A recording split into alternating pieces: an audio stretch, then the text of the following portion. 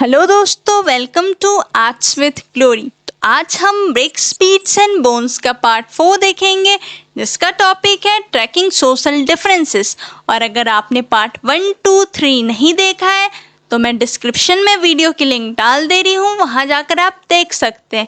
तो चलिए स्टार्ट करते हैं।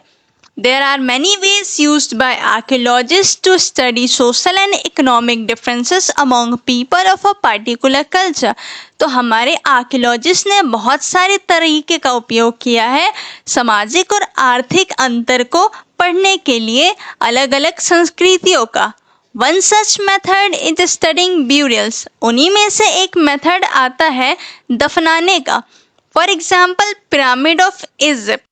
At burials in Harappan sites, the dead were generally laid in pits. आमतौर पे हड़प्पा स्थलों में मृतकों को गड्ढों में दफनाया जाता था। Sometimes there were differences in the way in which burial pits were made. तो कभी-कभी दफनाने की प्रक्रिया में कुछ चेंजेस भी आते थे। For example, sometimes the pits were lined with bricks. तो कभी-कभी जो पिट्स होते थे वो अच्छे से ईंटों से घिरे हुए करते थे। Some graves contain pottery and ornaments, perhaps indicating a belief that this could be used in afterlife.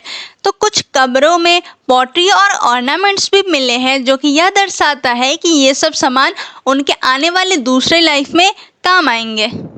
Jewelry has been found in burials of both men and women. तो आभूषण है वो मैन और वुमेन दोनों के कब्रों से मिली है। In some instances, dead were buried with copper mirror. और कहीं कहीं पे मृतक को कॉपर मिरर के साथ भी दफनाया गया है।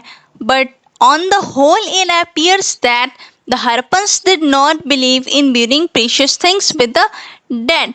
तो इन सभी को देखने के बाद ये पता चलता है कि जो हरप्पन्स है वो महंगी महंगी चीज़ों को दफनाने में विश्वास नहीं रखते। Another strategy to find out social differences is to study artifacts.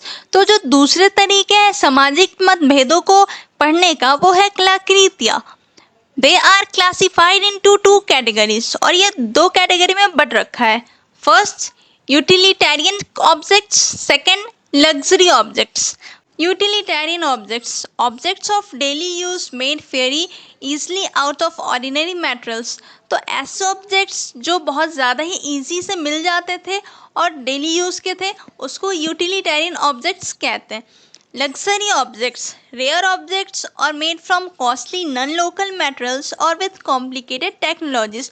तो ऐसे ऑब्जेक्ट्स जो बहुत कम मिलते थे और जिसको बनाने में टेक्नोलॉजीज लगती थी, मेहनत लगती थी, उसे हम लग्जरी ऑब्जेक्ट्स कहते हैं।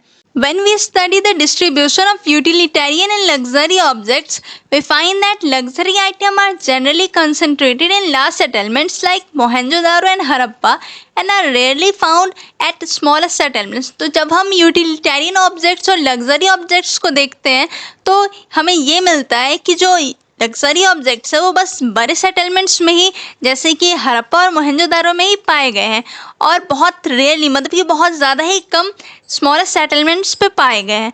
Gold too was rarely probably precious. तो गोल्ड भी बहुत ज़्यादा रेयर था, कम मिलते थे और हो सकता है कि वो प्रीशियस भी थे। Gold jewellery found at Harappan settlement was recovered from hoards. तो जो गोल्ड है हरप्पन सेटलमेंट्स में वो हॉर्ट्स में से मिला है। हरप्पन्स अपने सामान को ज़मीन के अंदर खोद करके छुपाते थे, एक सीक्रेट जगह पे रखते थे, उसी को हॉर्ट्स कहते हैं। तो आई होप आपको इतना समझ में आ गया हो। मिलते हैं नेक्स्ट वीडियो में नेक्स्ट टॉपिक के साथ। अगर वीडियो अच्छी लगी हो तो एक लाइक बनता है।